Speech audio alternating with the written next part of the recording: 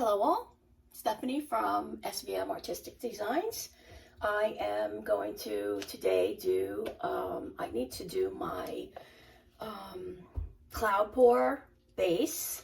So I'm going to do that with you. This way I can show somebody how to do it.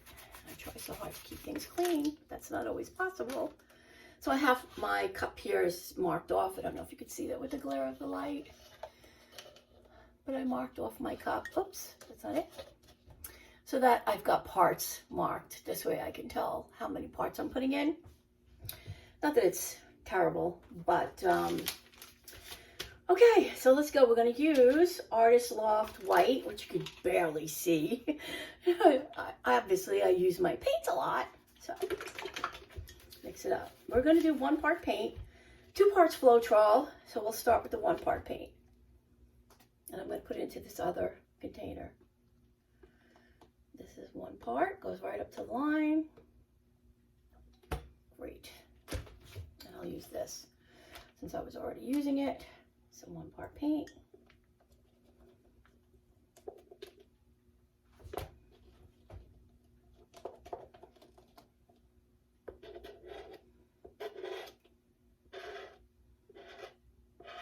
Scrape it all off. I really don't need my scale for this. I'm just doing it as parts. I have my scale out because I was measuring something else before. And I need to do my pouring medium. So that's going to be one of the next things I do. Because I'm actually going to use my pouring medium on this. But I will show you how I mix those up. So 2 parts Floetrol. Whoop, almost. Yeah, I guess I didn't make it. This is heavy. I hate getting everything dirty. Yeah.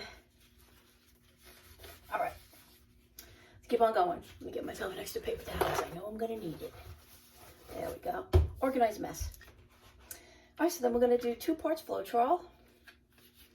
As you can see, I have a large bottle of Floetrol downstairs. And what I do is I transfer it into the smaller bottle, which is so much easier for me to handle.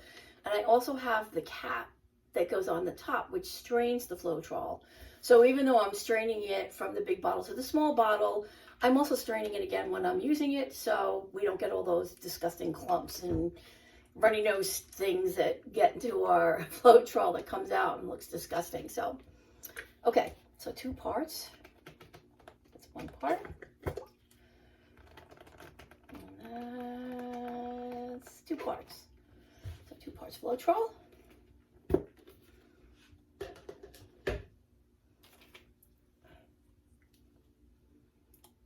Throw that into the cup. You know what I like about these little paddle things? This is silicone. So I can use this in my resin too. And you know, whatever resin gets stuck on there peels right off when it's dry. But it's like when you're baking and you want to get the stuff from the sides of the cup. You know, your flour that sticks or any of that kind of stuff, you can get it out by just pushing this along. And it's such a nice little tool. Alrighty. So that's that. And then we're going to do 1/2 part pouring medium. And again, like I said, I create my pouring medium. I have my own mix. I know everybody's got something different. You know, after doing so many things and so many different things with videos, and you kind of have to try out a couple of different people's videos and their recipes, and you can tweak it to see what works for you. And that's, everybody says that. This is what works for me, and it really is what works for me. I actually use either Vivid Enamel, and this comes from Color Art. It's really great stuff, and I love it. But if I don't have that, what I'll do is I'll use a base C tintable high gloss paint before it's tinted. So doesn't have any color, and I can't tell you how many times I've gotten most of them from Lowe's, and so many times they call me saying, well, what color do you want to tint it? And I said, no, I don't want it tinted, I want it untinted. Well, you can't do that. And I said, yes, I can. I don't want to tint it. And it's like every single time I've got to explain to them that I'm using it for something else as a pouring medium, and I don't want to color. So it is the high gloss base C tintable paint. So it's actually before it becomes a color. You could do, there's different ones. Sherwin-Williams, I think Lowe's has their own brand. I mean, there's a couple of different ones. Behr, I think, has one. So you really can use a couple different, but I'm going to do that in a separate video. For now, I'm going to tell you that what I do have in my pouring medium is either Vivid Enamel and Base C, either Josanya or triple thick polyurethane. So it's one or the other. And like I said, I don't want to confuse you, but I do have a couple of things in there. I do have Floetrol and I do have Mix-All. And then sometimes a little water depending upon how thick it is. I actually like to use this for a lot of pours. I don't like to, some pours I'll just do paint and water. Like the Dutch pour, you want to have that to be a thin consistency. But I do like, and GAC 800.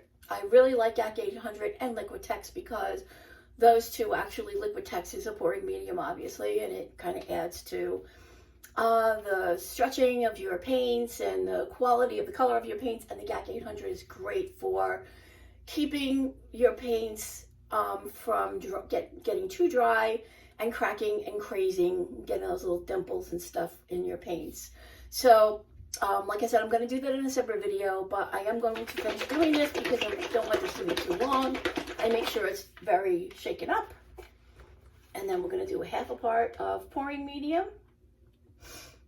So I'm going to do half to the line.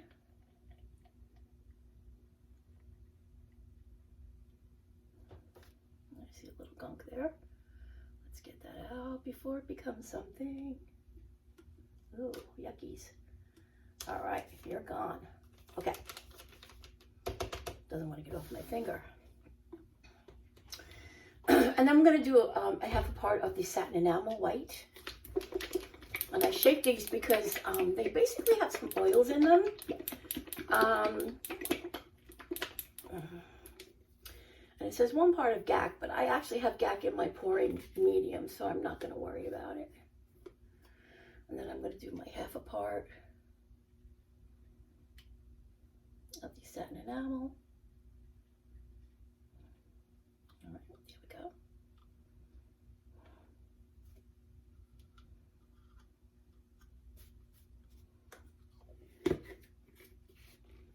I think I've got everything in there. Mix this up in here.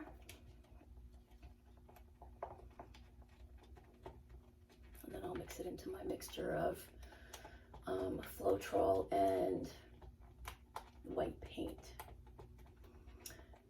So actually this, there is a new recipe that I've kind of been using, and it did add a little more Floetrol, but I think it's really up to the individual. Really depends on what you're comfortable with Floetrol. Unless you're using Australian Floetrol, which to me is magic. If you're using US Floetrol, it's really a paint conditioner. It probably doesn't make a dramatic difference if you have a little more, a little less. It really is, it depends on what you like. You gotta try what, start out with one recipe, and tweak it. If you think that a little more Floetrol is gonna, make your paints flow easier and you feel more comfortable with it, then that's what you'll have to do. It's really kind of all relative to what you're comfortable with. All right, so I got most of that in there. And then I will mix this all together, and look how much everything's so white. You can't tell what's what. I don't really care about getting bubbles in here right now. So, let it sit for a while before I use it, and then I'll torch when I put it on the painting or whatever, the canvas that I'm using. Now it does feel, and this is something I'm sure you've heard from a lot of people, the consistency is going to be something you're going to feel, you can tell by the way your paint stirs and how it feels on your stir or mixer or stick. Like I can feel that it might be a little bit thick, although it is running off the stick, but it feels a little thick to me. So when I'm ready to use it, I might throw in a little bit of water just to keep it flowing on my, my canvas. You don't want it to be so thick you can't move anything around. you know, and stretch your paints out and that kind of stuff. You just want to make sure that you have a good consistency. You want to make sure that it's the same consistency as your paints, although I think I like my base to be just a little bit thicker, and it helps my paints to have a little bit of a difference. I know that sounds weird, but that's pretty much it. And here you go. That's the consistency that I have of my cloud pour. So I really hope this helps somebody. I'm going to do, I have to do, of course, the one when you do your pouring medium, it's a little bit more of a project. I mean, it's got like, you know, a whole bunch of, you got GAC, you've got Liquitex, you've got Floetrol, you know, your paints. I mean, it's, your base C or your vivid enamel, but it's a little more of a project. And I'm going to do this as a separate video. So I really hope this is helpful for someone. I mean, I've been painting probably since I'm a kid, but I've been doing acrylic pour painting now for probably around 6 to 8 months. And I finally got the guts enough to start doing some videos, because I find that some of these beginner videos have been very helpful for me. I do plan to hopefully go to the Fluid Art experience. I would have loved to have gone to the one, the boutique. Was that the boutique or the experience? I can't remember which name, but you've got Tammy Anderson and Canella doing something in Florida, but unfortunately when I checked, I could not get any flights. But I would have loved to have gone and taken their classes in Florida in July. There's another one, the Fluid Art Experience with the Massey Art Studio. Let's see who else is on there. Waterfall Acrylics, Cause Creations, Mina Valegras. I think that's how you say her name. And if that's not, I apologize. I'm trying to think of Sarah Taylor. I don't think I'm missing anybody, and I think they have a new artist that they're actually putting on. But and I'm talking to you, and you're just actually staring at my breasts. But sorry about that. I'm a little too old for worrying about that part of it, and I'm all full of paint anyway. I just want to say thank you. Thank you very much for being a part of my art journey. So hopefully you will continue to watch me, and please hit the subscribe and the like button. I'm not at a point where I'm like any of the other artists, but I would love to be able to get there at some point, and this is the way to do it. So again, thank you, and I will show you my pouring medium mixture when we go to the next video. Bye-bye.